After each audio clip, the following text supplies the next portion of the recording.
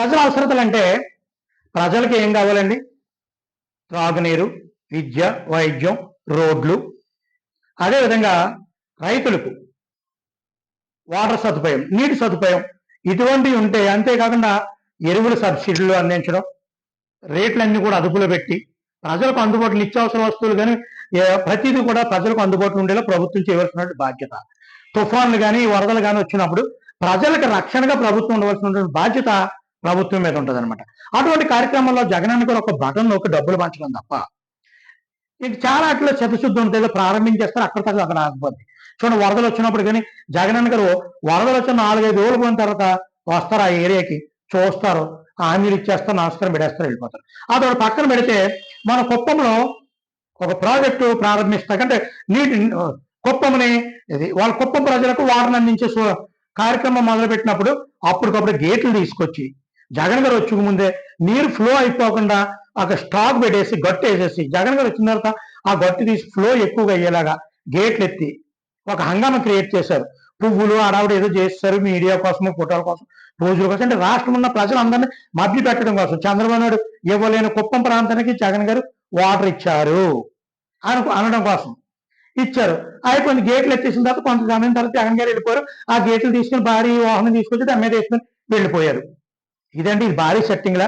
చూడండి, సినిమా ఏదైనా షూటింగ్ చేసేటప్పుడు చూడండి, పుష్ప సినిమాలు అనుకుంటారు, అరగంట సినిమా కోసం మినిమం 50 కోట్లు ఖర్చు పెట్టారట, అరగంట సీన్ కోసం.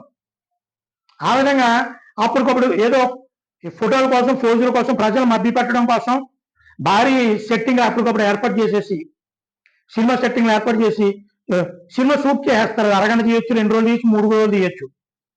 తీసిన తర్వాత మొత్తం అందరికి ఖాళీ అయిపోతుంది. నేను ఒక పెద్ద సెట్టింగ్లు ఉన్నాయి ఇక్కడ, ఏమైపోయింది అని అనుకుంటారు ప్రజల ఆచరణ. ఆ విధంగా సెట్టింగ్లు విశాఖపట్నం కూడా చూడండి, ఫ్లోటింగ్ బ్రిడ్జ్ ఒకటి ఏర్పాటు చేశారు.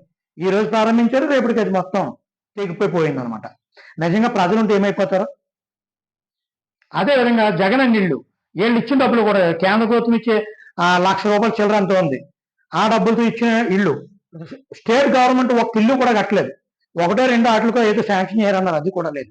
మొత్తం సెంట్రల్ గవర్నమెంట్ ఇచ్చే నిధులతో వీళ్ళు ఇల్లు కట్టి వీళ్ళ పేరు చెప్పుకుని అవి కూడా వైసీపీ కాంట్రాక్టులు తీసుకుని రాయదుర్గం మల్లాపురం ఏదో గ్రామం అనుకుంటాను ఓపెనింగ్ పెట్టుకుంటే మొత్తం కూలిపోయిందండి పైనుంచి అగ్గిపెట్టెల్లో గడేస్తే.